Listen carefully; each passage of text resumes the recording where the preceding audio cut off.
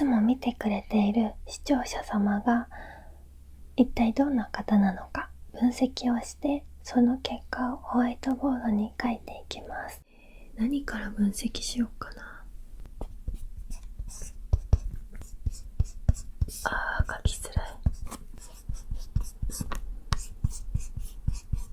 では発表。未登録者さん、チャンネル登録お願い。これはぶりっ子じゃなくてマイメロの真似でした。次は都市別ランキング。これは3位から発表しましょう。神奈川県の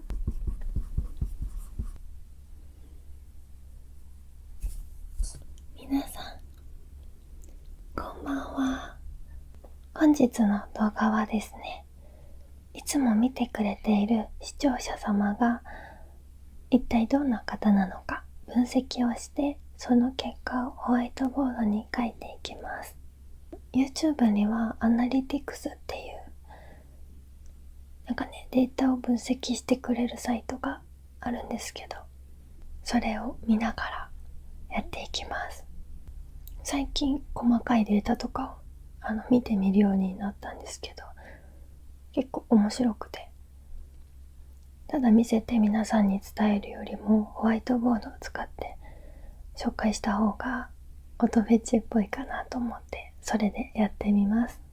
ホワイトボードの動画はね、多分初めてだと思いますが、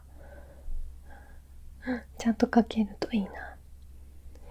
それでは早速分析して書いていきますので、皆さん一緒に見てください。ではですね、皆さん、何から分析しようかな。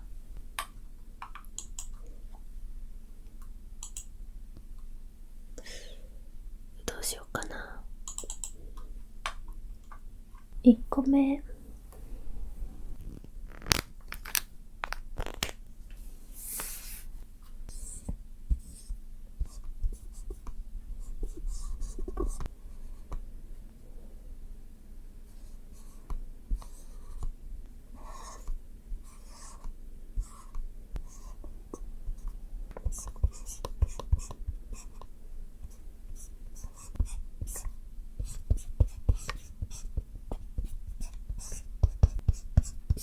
書きづらい。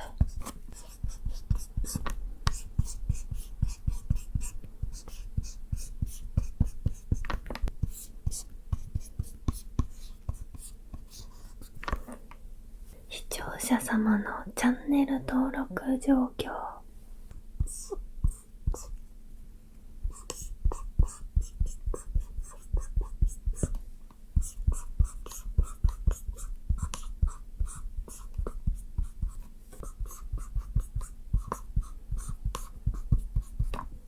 再生してくれている人は未登録が何パーで、登録の方が何パーって感じ。では発表。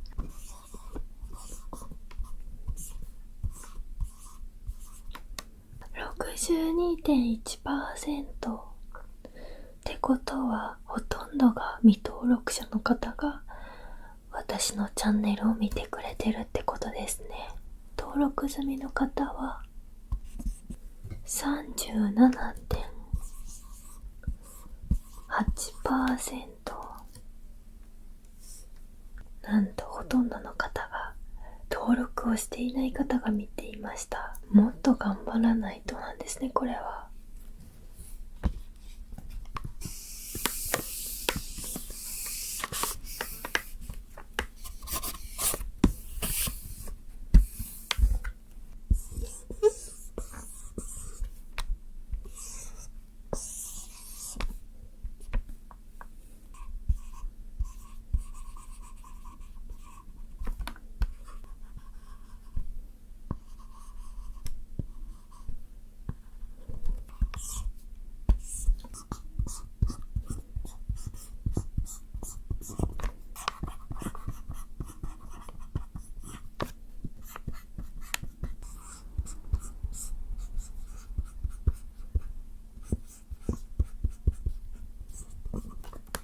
登録者さん、チャンネル登録お願い。これはぶりっ子じゃなくてマイメロの真似でした。マイメロって本当に可愛いのでアニメ見てみてください。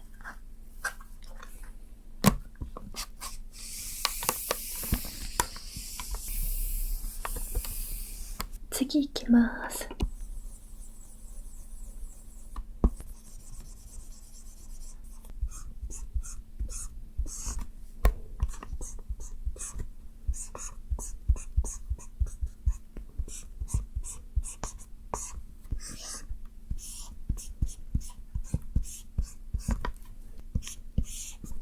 見てくれている方の年齢と性別です。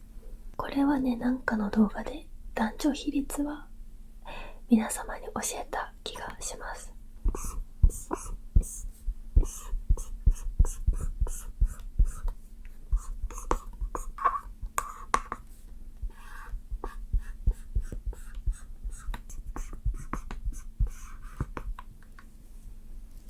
では発表します。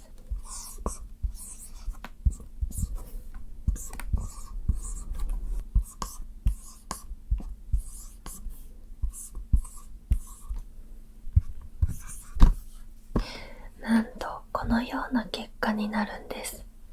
女性が2割、男性8割、ユーザーによる設定 0.1%。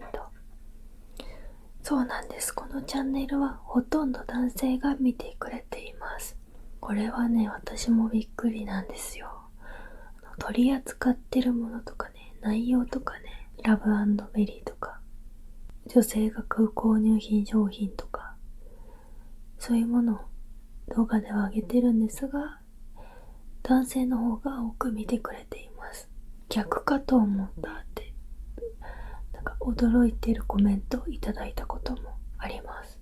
女性がいっぱい見る ASMR 動画ってどういうあれなんですかね、動画なのか気になりますよね。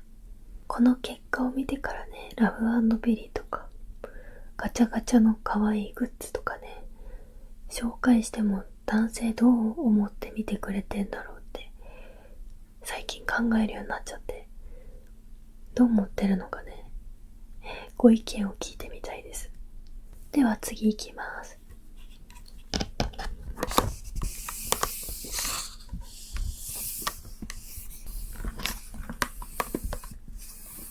次は年齢ですね。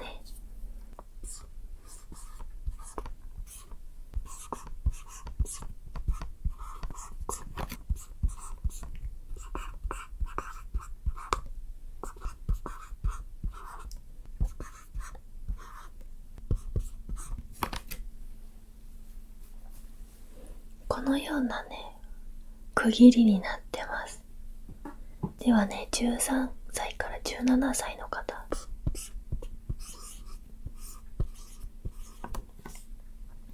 4.0%。 先に聞いておこうかな。皆さんはどの世代が一番多いと思いますか？ちょっと考えてみてください。では行きますね、次。18歳から24歳。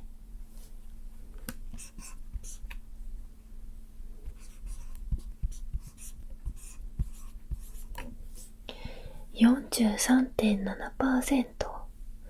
ちょっとね、考えてくださいって言った割にすぐ出ちゃった。半数が18歳から24歳の方が見てくれてました。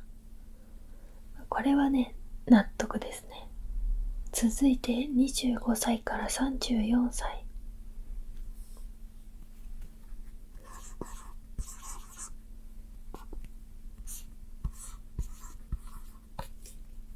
38.1%。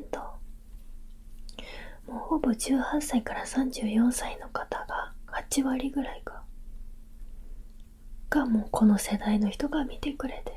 そして35歳から44歳。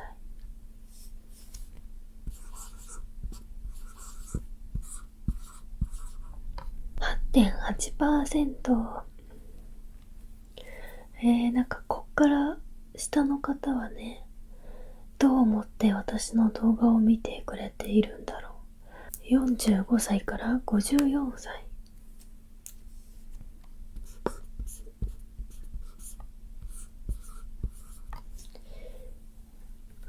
こっからね、ガクンと減って 4.7%。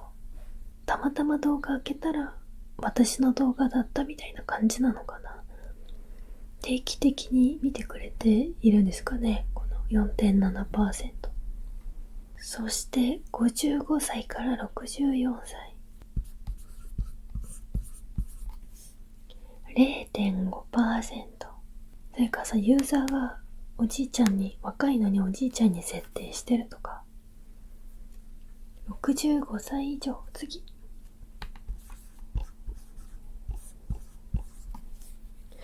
0.3%。0.3% ってどれぐらいなんだろう。一人ってことかな。もしもここのどっちかで見てくれている方がいたら教えてほしいな。コメント欄とかで。言いづらいか、それは。という想像通りの結果になりました。だいたいそうですね、このぐらいの世代。では次いきます。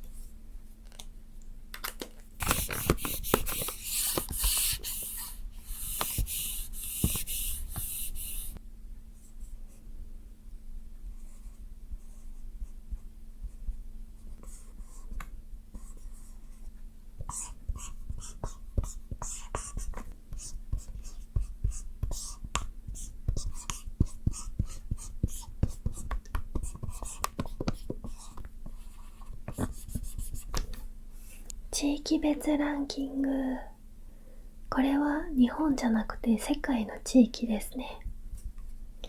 まあこれはね、1位はあれですよ。もう1位は当たり前。じゃあ3位まで発表します。まあ1位はね、まあもちろんですよね。まあこれでね、他の言語だったらびっくりチャンネルになっちゃう。それでは第1位から発表していきます。日本。まあそうですよね。母国語ですから。77.9% の人が見てくれてる。で、その他は海外の人が見てくれてるっていう感じ。いろんな人に見てもらえるっていうのは嬉しいですね。では2位から発表していきます。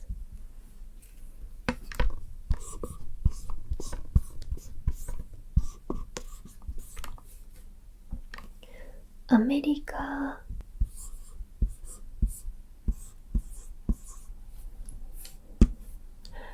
6.4%。共通語だし。アメリカの方が多かったですね。これはなんとなく予想はつきました。第3位が意外でした。では発表していきます。3位はメキシコ。これびっくりした。1.9%。わずかではあるけど、メキシコの方が結構見てくれてるみたい。メキシコって何語なんだろうと思って調べたらスペイン語だったんですね。いや、すごく勉強になりますね、こういう風に。普段ね、何もなかったらそういうこと調べないじゃないですか。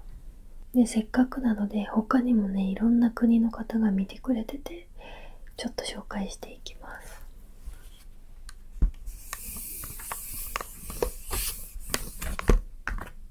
4位。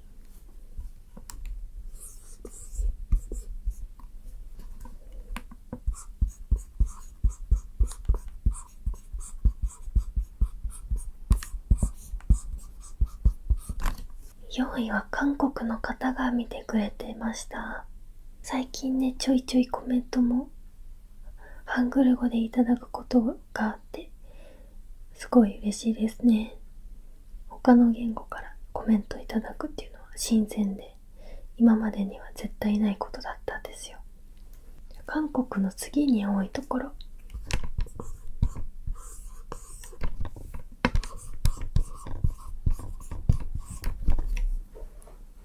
スペイン。私ね、スペインって結構前から字幕入れてたんですよ。なんでかっていうと、かなり昔にスペインからご挨拶ですって言って、いつも大好きですとかね、くれているスペインの方がいて、その人のことが頭にあったので、つけてました。もうね、最近コメント来てないから、もう見てないのかもしれないんだけど、見てくれてたらいいな。だから結構スペイン語を話す国がランクインしてました。だからまたそれきっかけにスペイン語を話す国ってこんなにあるんだって、今回それで勉強になりました。スペインの次が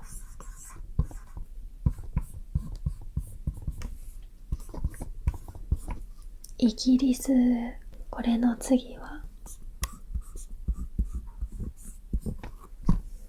フランス。その次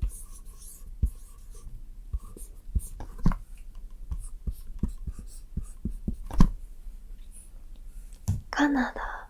9位。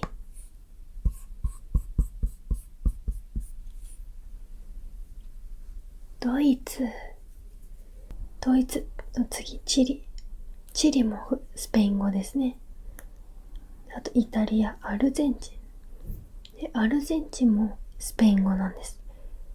でその次はペルーで、ペルーもスペイン語でした。そんな感じで、主に英語、日本語、スペイン語を話される国の方々が結構上位にランクインしてくれたって感じでしたね。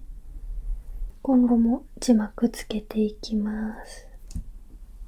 次がね、面白かったの、すごく。次はね、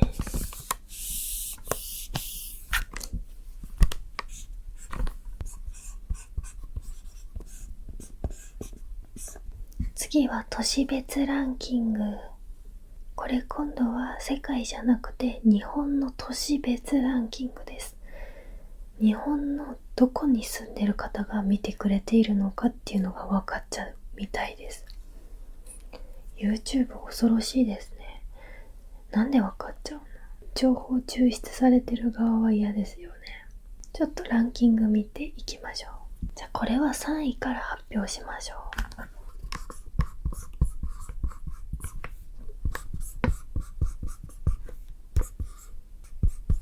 神奈川県の横浜市の方が多いみたいです。なんかこれもなんでだろうって感じですね。すごいびっくり。私横浜大好きです。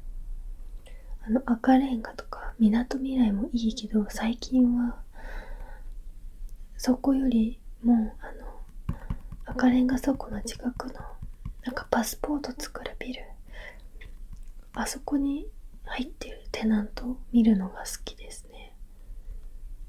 結構廃れてる感じ、人があんまいないビルなんですけど、それがまた古臭い感じが好きです。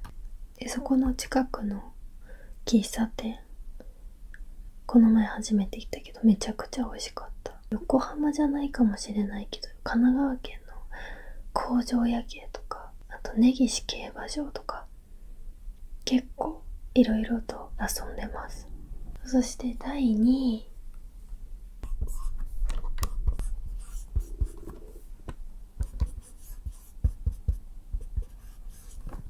北海道札幌市。これまた意外な結果ですね。北海道行ったことないんですよね。やっぱ関東から遠くて、海鮮私食べれないので、あんまり行く機会がないというか、きっかけがあまりなかなかなくて、乳製品とかチーズとか甘いものが美味しいイメージですね。そして第1位、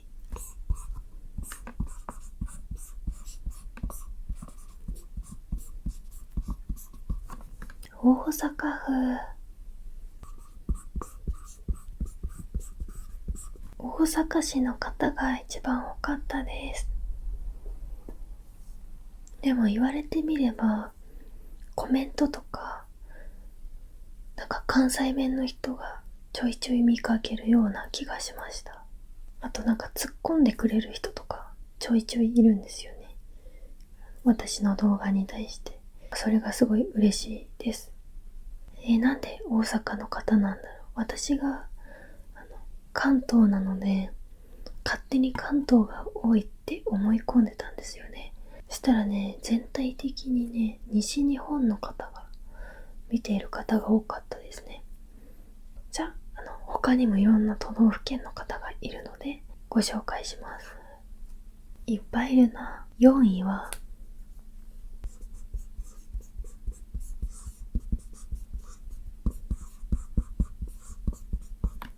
福岡県。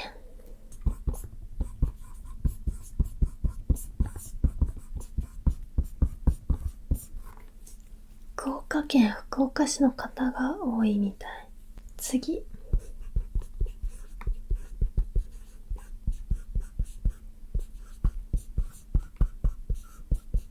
愛知県の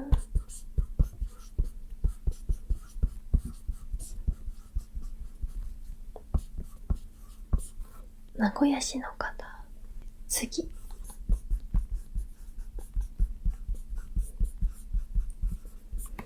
東京都。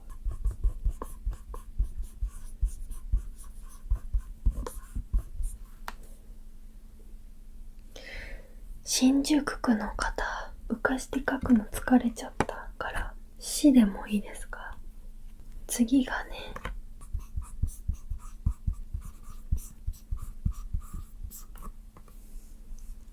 京都市の方。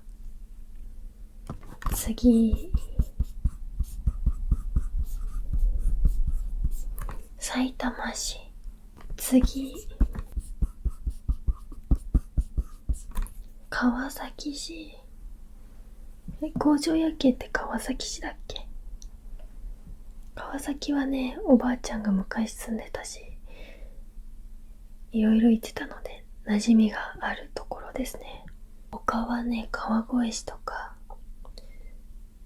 神戸、広島、宮城、千葉、新潟、なぜかペルーのリマ、世田谷、いろんなところから見てくれてる。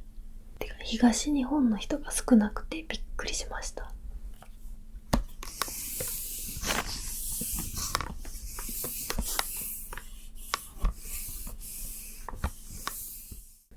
たくさんのね、こうデータが集まってこうやって分析できるほどになってとても感謝してます。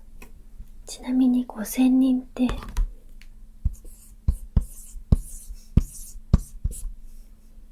東京だったら国際フォーラム、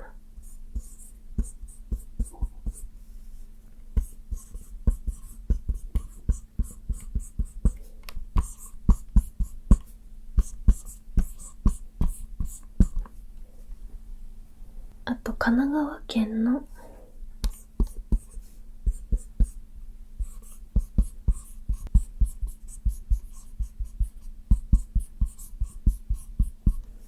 パシフィコ横浜、これが5000人収容できるみたい。こうやって例えるとすごくありがたみが湧いてきます。あとは朝の満員電車のパンパンな電車、あれの全車両、あれで3020人ぐらい人が集まってるみたい。それぐらいの人数。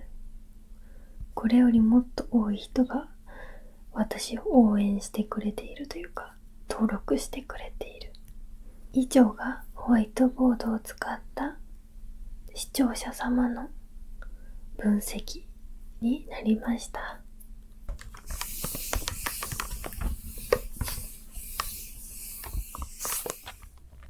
皆さんいかがでしたか？意外な結果でしたか？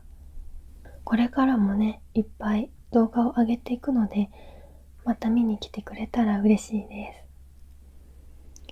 それでは皆さん、今日も動画を見てくれてありがとうございます。じゃ、またね。バイバイ。